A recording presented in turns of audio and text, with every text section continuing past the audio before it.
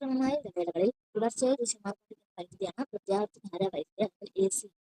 ക്രമമായ ഇടവേളകളിൽ തുടർച്ചയായി ദിശ മാറിക്കൊണ്ടിരിക്കുന്ന വൈദ്യുതിയാണ് പ്രത്യാവർത്തധാര അല്ലെങ്കിൽ എ സി.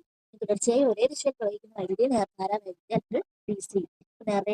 നേർധാര വൈദ്യുതിയാണ് ഡി സി അല്ലെങ്കിൽ തുടർച്ചയായിട്ട് ഒരേ ദിശയിൽ ക്രമമായ ഇടവേളകളിൽ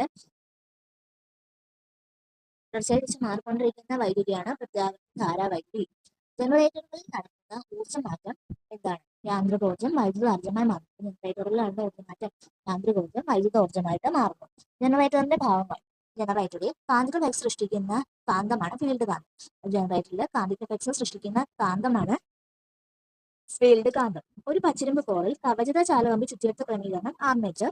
ആർമേച്ചർ ടെർമിനലുമായി വിളക്കി ചേർത്ത പൂർണ്ണ വളയങ്ങൾ അറിയപ്പെടുന്നത് സ്ലിപ്പ് റിംഗ്സ്. ബാഹ്യ സർക്യൂട്ടിലേക്ക് വൈദ്യുതി പ്രവഹിക്കുന്ന ജനറേറ്ററിന്റെ ഭാഗമാണ് ബ്രഷ്. ജനറേറ്ററിന്റെ ഭാഗങ്ങളാണ് കാന്തിക ഫ്ലക്സ് സൃഷ്ടിക്കുന്ന ഫീൽഡ് കാന്തം, പച്ചിരുമ്പ് കോറിൽ കവചിത ചാലകമ്പി ചുറ്റിയെടുത്ത ആർമേച്ചർ ടെർമിനലുമായി വിളക്കി ചേർത്ത പൂർണ്ണ വളയങ്ങളാണ് സ്ലിപ്പ് റിംഗ്സ്. ബാഹ്യ സർക്യൂട്ടിലേക്ക് വൈദ്യുതി പ്രവഹിക്കുന്ന ജനറേറ്ററിന്റെ ഭാഗമാണ് ബ്രഷ്. ആർമേച്ചർ കോയിലിന്റെ ഒരു പൂർണ്ണ ഭ്രമണത്തിന് എടുക്കുന്ന സമയമാണ് പീരീഡ് അല്ലെങ്കിൽ ടി. ആർമേച്ചർ കോയിലിന്റെ ഒരു പൂർണ്ണ ഭ്രമണത്തിന് എടുക്കുന്ന സമയമാണ് പീരീഡ് അല്ലെങ്കിൽ ടി. അർത്ഥഭ്രമണം അഥവാ 180 ഡിഗ്രി തിരിയാനെടുക്കുന്ന സമയമാണ് T/2. അർത്ഥഭ്രമണം അഥവാ 180 ഡിഗ്രി തിരിയാനെടുക്കുന്ന സമയമാണ് T/2.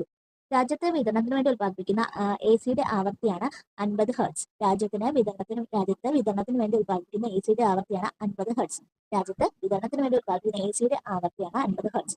ജനറേറ്ററിലെ സ്ലിപ്പ് റിംഗിന് പകരം സ്ലിപ്പ് റിംഗ് കമ്മ്യൂട്ടേറ്റർ സംവിധാനം ഉപയോഗിക്കുകയാണെങ്കിൽ അത്തരം ജനറേറ്ററിൽ നിന്ന് ലഭിക്കുന്നത് DC വൈദ്യുതിയാണ്. ജനറേറ്ററിലെ സ്ലിപ്പ് റിംഗിന് പകരം സ്പ്ലിറ്റ് റിംഗ് കമ്മ്യൂട്ടേറ്റർ സംവിധാനം ഉപയോഗിക്കുകയാണെങ്കിൽ അത്തരം ജനറേറ്ററുകളിൽ നിന്ന് ലഭിക്കുന്ന വൈദ്യുതിയാണ് DC വൈദ്യുതി.